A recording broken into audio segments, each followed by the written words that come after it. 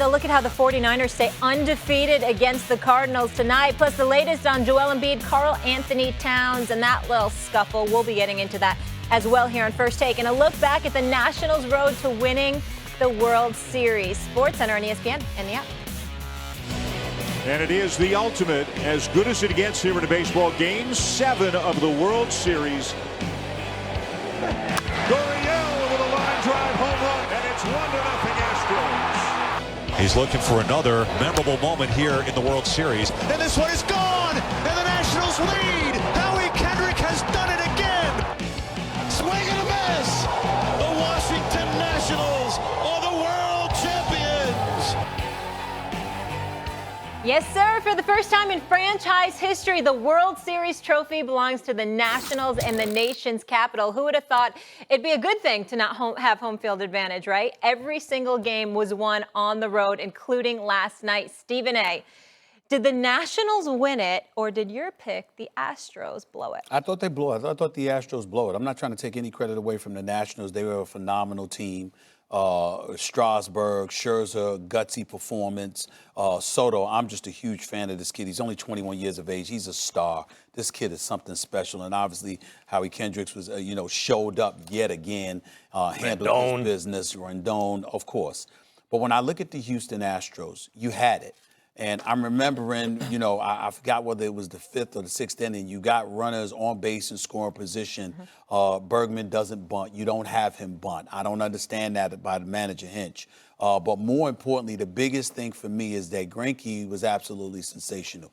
Was pitting one hit, shutout ball going into the 7th inning before he gives up the homer that he gave up. What do? Okay, you not only keep him in, but then you ultimately take him out and you bring in, who is it, Will? Harris. Will Harris, right? So you bring in Will Harris. And I'm like, to me, it's game 7. I don't give a damn. I don't want to see a reserve. I don't want to see somebody coming out of your bullpen unless it's Mariano Rivera. I don't want to see it. You go to Garrett Cole. You go to him immediately. I know the man hadn't, like Jessica Mendoza told us, he hadn't pitched in relief since college. I don't give a damn.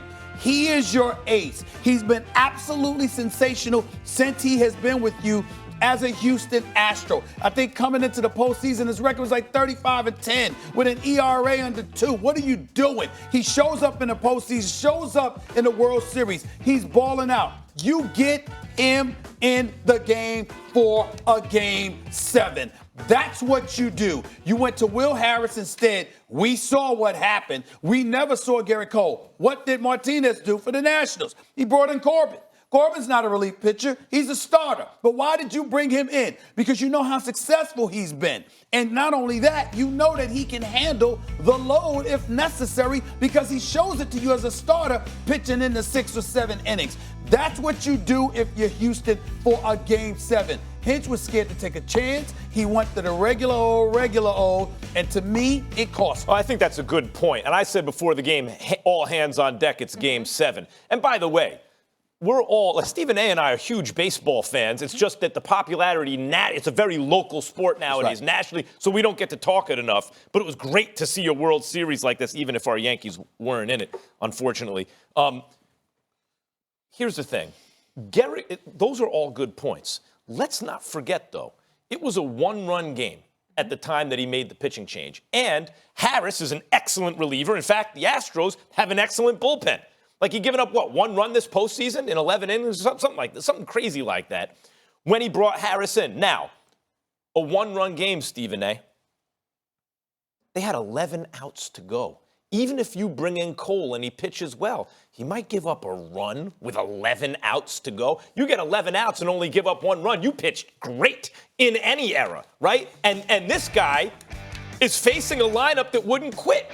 Even if Cole comes in, you can't blame the loss on that move. What you can say is that's a move you prefer, And I agree with. Why can't I blame it if they had a 2-1 lead at the time? Because now you're assuming that Cole is going to keep him right there for 11 outs. Even if he pitches well, he may not do that. That's a big assumption to He make. was so salty, too. Did you hear him after? He's like, I'm not even an employee here. Garrett Cole? Yeah. That's and what he I'm wasn't saying. wearing He the should hat. have. Yeah, I don't even work here anymore. If you have the best pitcher in the world at the moment, that's right. You can't just leave him without bringing him into the game. Part of the problem is managers, I think, incorrectly look at what high leverage moments are, right?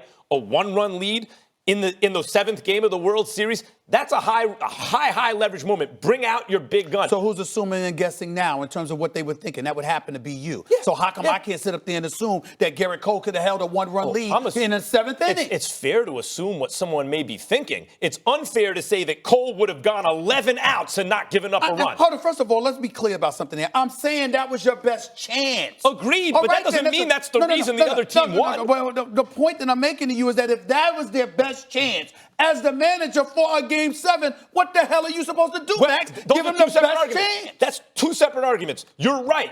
We agree that the manager didn't give them the best chance to win. Okay, that's what I'm saying. That's far from saying that the Astros lost it, the Nats didn't win it. Do you know what the Nationals had to do to win that game? Howie Kendrick, who's a not celebrated enough, excellent middle infielder for years, though he's not that anymore, was a really good second baseman with the Angels and the Dodgers, lifetime .294 hitter with decent on-base skills, hit for some power, comes up in a playoffs where he's had big moments already, and hits a late inning, game-winning, come-from-behind home run in Game 7 on the road. That's called winning it. And it's not like Harris is a bum. Right. Harris is a really good pitcher. Well, first of all, use your senses for a second. I picked Houston. So obviously I'm going to look at Houston and say, how the hell you lose this? Because I thought you was going to win. So obviously if you ask the question, I'm going to give you a reason why I thought they won.